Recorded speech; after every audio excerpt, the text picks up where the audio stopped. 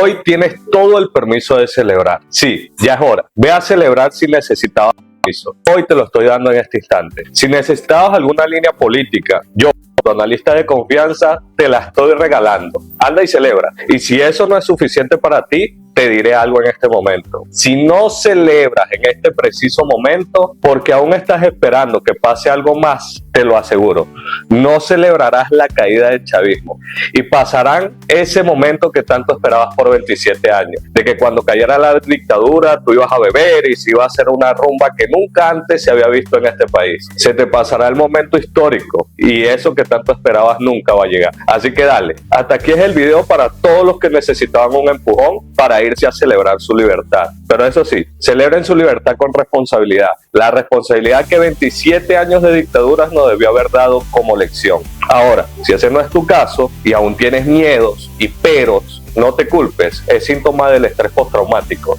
Y por eso el resto del video es para ti, que aún tienes dudas. Así que bienvenido a mi canal, yo soy Virus Jerez.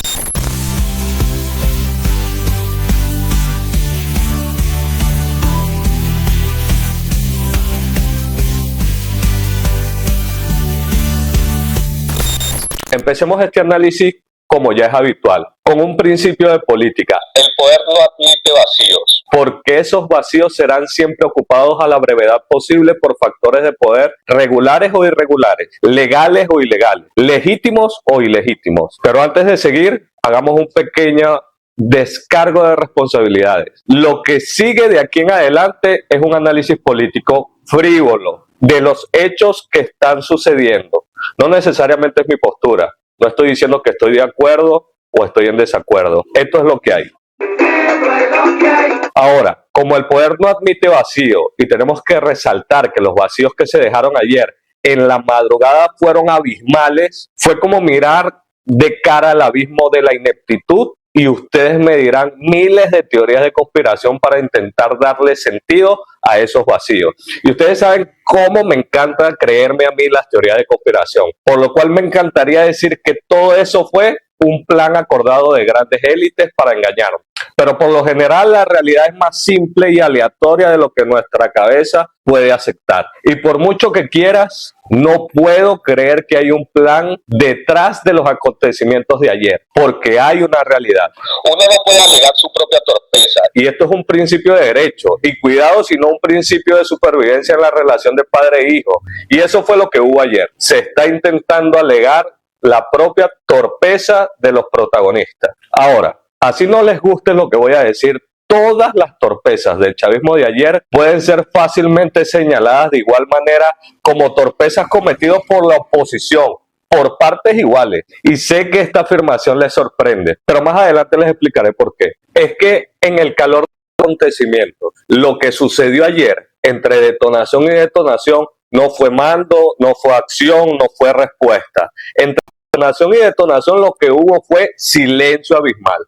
Y no hay nada más que aterre a los venezolanos que el silencio. Por eso protestamos con cacerolas.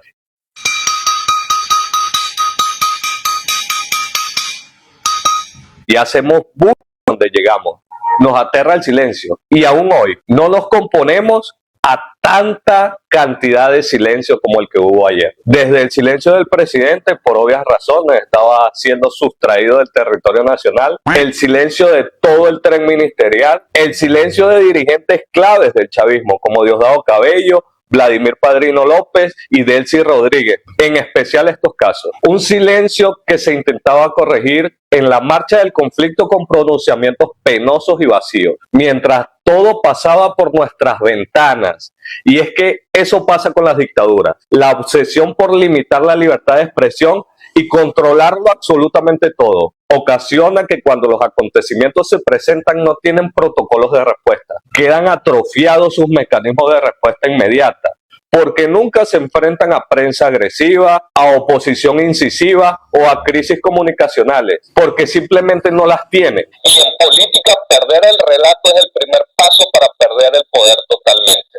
Empecemos con el primer silencio, el de Delcy Rodríguez. Una nota de voz donde, mire, hay que tener terror incontrolable para no poder contener el desespero total que transmitió en sus declaraciones. Y su primer silencio fue anunciar ideología panfletaria vacía, para concluir con el lapidario desconocimiento del paradero del presidente, dejando tras de sí un silencio físico, por llamarlo de alguna manera, debido a que una nota de voz no llena el vacío, y mucho menos en estos tiempos de inteligencia artificial, donde cualquier cosa es un momento, objeto o pastel. Pero lo verdaderamente preocupante es cómo el silencio se ha tornado una dinámica natural en Venezuela. Que el silencio sea tan prolongado, que te puedan dar por desvivido tanto tiempo en una situación así, y la gestión política tradicional de Venezuela pueda entenderlo como un éxito. Yo no entiendo cuál es la estrategia detrás de esto. O sea, un pueblo que busca explicaciones y conducción de su mando político tradicional te termina dando por desvivido por no encontrar otra explicación a un silencio tan prolongado. A todas luces es una torpeza. Pueden decirme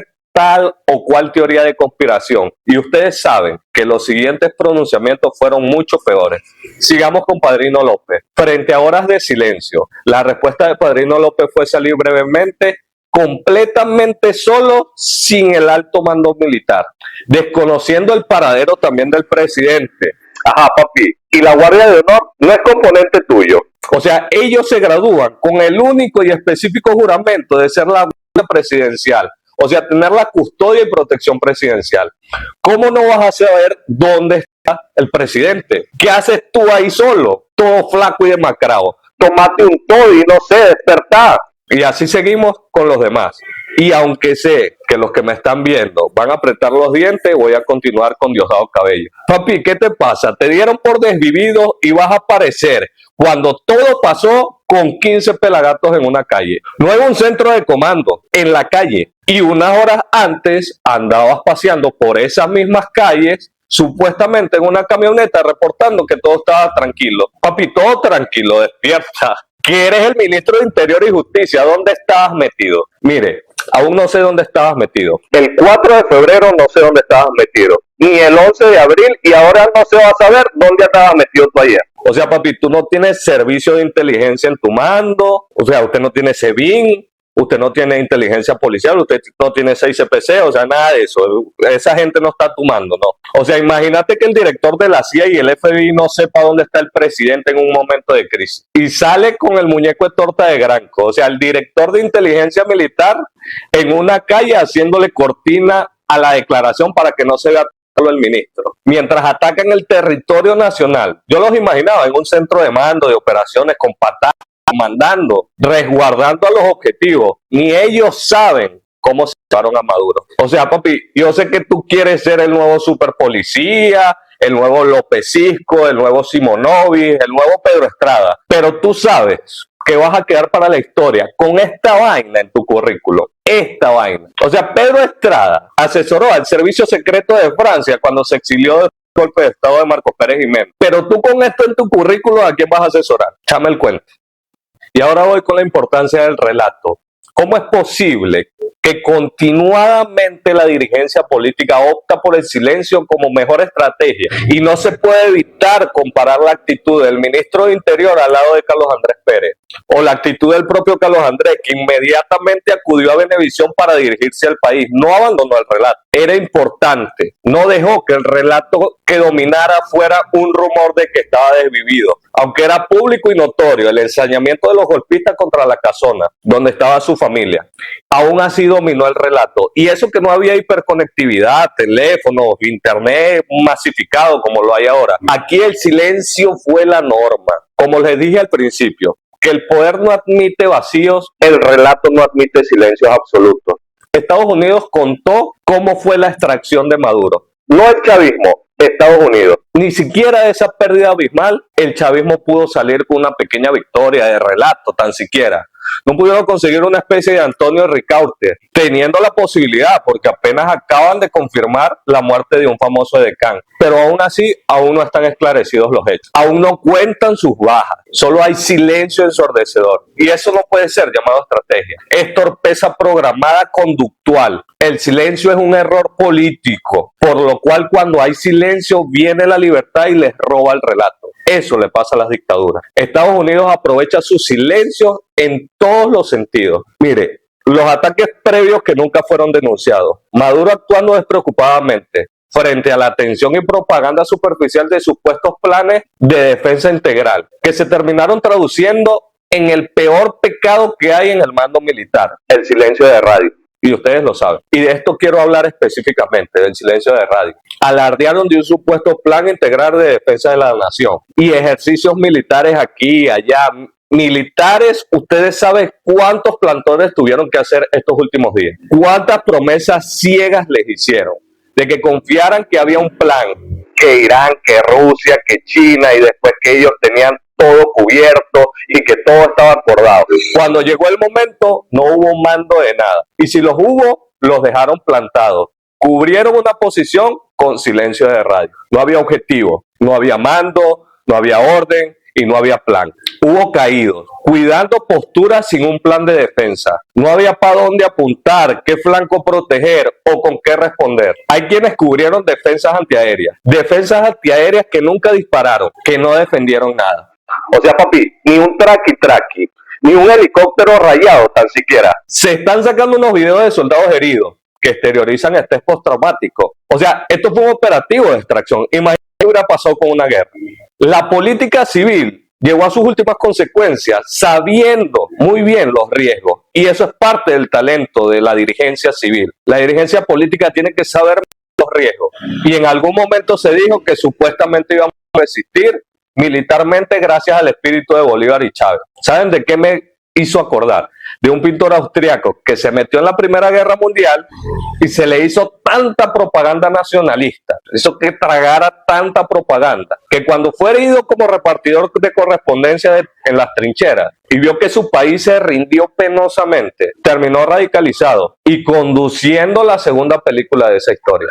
¿Saben de quién le hablo, no? Por ejemplo, en la extracción de Osama Bin Laden, los gringos perdieron un helicóptero tan siquiera. Y la resistencia de un grupo tan pequeño como el que tenía Osama Bin Laden para cuidarlo fue de tal magnitud que los gringos tuvieron que darlo de baja. O sea, esto no tiene nivel de comparación histórica, por la magnitud, por lo increíble, pero también por el grado de ineptitud por parte del chavismo, ¿no? Los pronunciamientos posteriores, fue un supuesto estado de excepción, fue un supuesto toque de queda, en un país donde no había presencia militar policial en ningún lado para aplicar esos decretos. Se valieron de la cotidianidad aprendida del venezolano, de seguir la rutina pase lo que pase, así se lleven al presidente y así se incendia media Caracas. Muchos dicen que la normalidad era en función del miedo, tal vez un poco, pudo haber miedo, pero en su gran mayoría fue por la resiliencia a prueba de cualquier disparate de nuestra realidad, porque en Venezuela la realidad supera la ficción o la inteligencia artificial. Mire, si les cuento una anécdota, yo a las 5 salí a mi balcón suponiendo que las calles estarían tomadas por supuestos cuerpos armados represores o los supuestos colectivos del terror. Les digo que vi una buseta de pasajeros a las 5 de la mañana y un ciclista. Cotidianidad mermada, pero cotidianidad al fin y al cabo, pues. Y eso es otra cosa de la que quiero hablar. Para que se den el derecho de celebrar con tranquilidad, vamos a hablar de los colectivos. Amenazaron constantemente con los colectivos. Y yo les pregunto, sinceramente, sin miedo, ¿dónde estaban? ¿Dónde están los colectivos? Las hordas multitudinarias de motorizados armados a los que nos tenían acostumbrados, ¿dónde estaban? Les diré dónde estaban. Se quedaron en la época de Rodríguez Torres contra José Otremán. Si los recuerdan, ¿no? Bueno, si no lo recuerdan, los colectivos los purgaron, señores. No se olviden del Coqui, el Conejo, la Cota 905, el Niño Guerrero. El chavismo purgó a sus colectivos. Y no en aras de recuperar una moralidad. Es que el chavismo naturalmente se come a sus hijos. Y hoy creo que lo vemos con el hijo de Chávez, ¿no? Yo no soy Chávez, pero yo soy su hijo. Bueno, la revolución se come a sus hijos. Los purgó para que la mayor parte de la torta delincuencial les quedara toda para ellos. Porque tener una horda de delincuentes a tu favor tiene un costo. Las armas tienen costo. Las estructuras de influencia tienen un costo. Y eso en política sí se tiene muy en claro. Así que para aplicar un operativo del terror irregular se necesitan dos cosas, o por lo menos una de esas dos: popularidad, que no tienen, o dinero, que no tienen tampoco, a raíz de la destrucción de las lanchas por parte de Estados Unidos. Y como penúltimo punto, no crean que se me va a olvidar la oposición.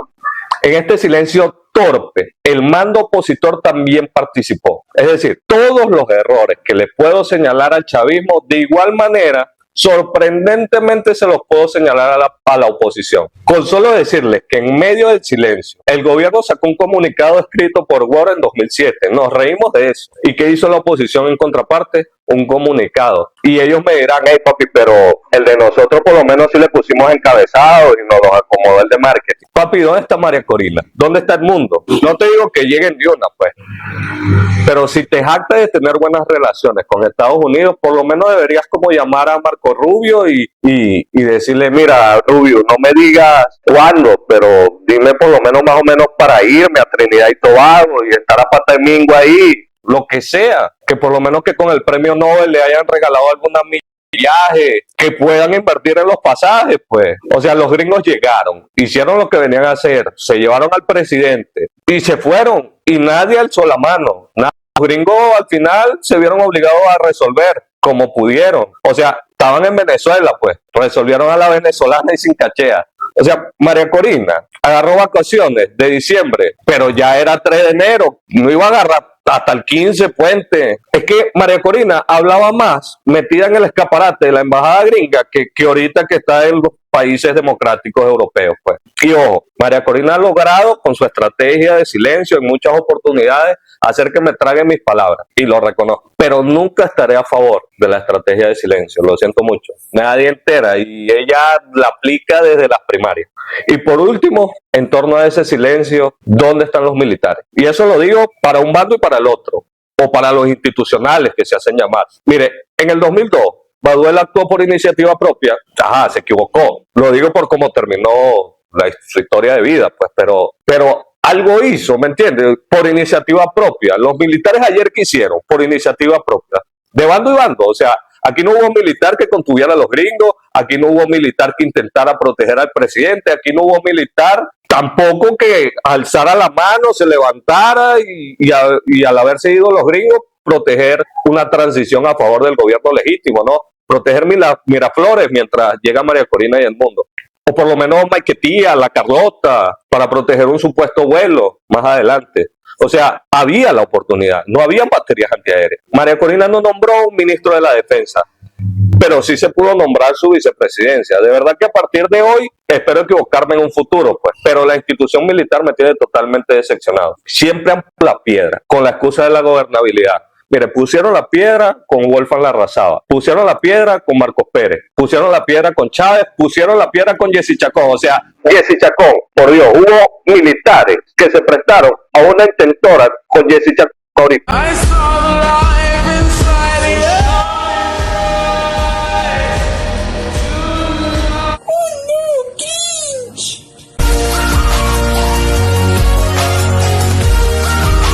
Pusieron la piedra en 2002, hasta con Baduel, Arias Cárdenas, Rodríguez Torres, por nombrar a algunos de los militares que se vinieron. Pusieron la piedra. Necesitábamos militares y los creativos que hicieron cuando se vinieron a la oposición se volvieron dirigentes políticos civiles. A la madre, no, chamo, militares, los necesitábamos militares. Pero como el poder no admite vacío, Estados Unidos tomó posesión del poder, tomó el relato y en el silencio construyó un proyecto sobre la nada programada que estamos acostumbrados a vivir. Con lo que pudieron idear, con lo que había, esto es lo que hay. Aún así yo les digo, celebren porque son libres. Mire, es que aún no hemos creído que luego de esta vez se acaba el chavismo y Maduro intentó construir su tendencia madurista propia, sacando la imagen de Chávez de toda la propuesta publicitaria oficial. Nos parecía imposible que los ojos de Chávez dejaran de vigilarnos por decisión de marketing propio del chavismo, ¿no? Pero así fue, intentaron convertir en un chavismo de colores. Y como les dije eso en aquella oportunidad, a quien me lo preguntó, hoy les puedo decir que son libres. La dictadura no. Los procesos transicionales son difíciles. Nadie les gusta, porque la historia se cuenta habitualmente justo hasta el momento bonito y se termina. Así pasará con Venezuela. La película de Netflix será hasta el momento de la extracción. Y ahí sí, muchas estrellas y mucho me gusta y mucho compartir. Top 1, top 2, al lado de Betty la Fea. Y poco se hablará de lo que vendrá después. Pero la experiencia histórica de los procesos transicionales queman habitualmente a los dirigentes que la conducen. El proceso y la incongruencia terminan moliendo públicamente a los políticos conductores. Todos hablan de la caída de la Unión Soviética, del muro de Berlín y todo eso. Pero pocos recuerdan la penosa actuación de Boris Yeltsin haciendo renunciar públicamente a Gorbachev en el Congreso sin darle la oportunidad de dar un discurso de despedida. Nadie recuerda que la Segunda Guerra Mundial, cuando terminó, Winston Churchill, que había llevado al triunfo a su país, Inglaterra, perdió la reelección. Pero así son las transiciones. Son un tipo de terapia de shock necesario, que terminan produciendo economías y democracia sólida. Y eso es lo que nos debe llenar de esperanza. Solo imagínense qué es lo que va a pasar en un proceso transicional donde la hija del profesor Jorge Rodríguez Padre, quien fue acusado de ser parte del grupo subversivo de izquierda radical que realizó uno de los secuestros más prolongados y famosos de la historia, siendo asesinado en un interrogatorio en manos de la política tradicional que veía con muy buenos ojos la adopción de todas las políticas gringas, incluyendo la de seguridad pública. Hoy esa hija es presidenta encargada. Y es un hecho por las declaraciones de Trump, inclusive por sus últimos actos de gestión pública antes de esto, ¿no? Que estar en coordinación absoluta con los intereses de Estados Unidos frente a una amenaza de una nueva intervención. Ella va a ser la heredera de un partido antiimperialista. Es imposible que ese relato no termine haciéndote añicos políticamente. Es el abismo de la incongruencia diatriba. Tal vez no pueda decirte que sientas emoción por la democracia en los próximos días o en los próximos meses, pero sí te puedo decir que sientas emoción por la libertad que viene, por la libertad económica que viene, porque por fin la lógica de la real política ha llegado. Por fin dejamos de idealizar un mundo abstracto donde Rusia, China e Irán son aliados comerciales. Es ilógico, es irreal, infantilista, que el infantilismo es el pecado de la izquierda, como el ser retrógrado es el pecado de la derecha. Es infantilista pensar que esto, siendo unos países territorialmente más lejanos que Estados Unidos, sean mejores aliados comerciales que nuestro aliado comercial por excelencia histórica y territorial. Es el eje de la influencia suramericana, de todo el continente americano. Estados Unidos, que comparte y puede seguir compartiendo nuestros valores y principios occidentales, que por fin tendremos la corrección histórica de que Venezuela pueda entrar a la oleada de la dinámica política mundial, del viraje a la derecha que en Sudamérica se está dando, que nunca fue definitivo. Ya esta es la segunda oleada, el segundo intento. Nunca fue definitivo debido a la decisión terca e irracional de Venezuela de mantener a la izquierda radicalizada, una izquierda retrógrada. Y no hablo de cambios políticos o partidistas, pues, porque hablo inclusive de reimaginarse, siquiera un gran miraje, una perestroika. Eso ha pasado en partidos totalitarios de izquierda. Un gobierno puede adaptar sus políticas a los actuales tiempos, dando virajes al principio que pueden parecer imposibles. Ejemplo, Gaddafi, el Gaddafi que entró no fue el mismo que el Gaddafi ideológico, en el espectro ideológico que terminaron derrocando. Y ustedes saben que en este canal Gaddafi es uno de nuestros dictadores favoritos. Pero esa y la historia de Delcy y su padre y la Owens, Illinois, es una historia para otro capítulo. Mire, de verdad estén felices, muchas gracias por encontrarnos aquí nuevamente y déjenme en sus comentarios de qué otro tema quiere que le hablen, de la actualidad, de la historia. Espero que sea de la actualidad, tenemos mucho que hablar. Inclusive he planteado la posibilidad de un próximo video donde podamos hablar de si es viable o posible o algún indicio histórico de que Maduro tenga la posibilidad de poder volver a Venezuela, de ser liberado. Pero eso depende de ustedes. Depende del alcance de este video. Síganme, denle me gusta, compartan este video y nos vemos en un próximo episodio.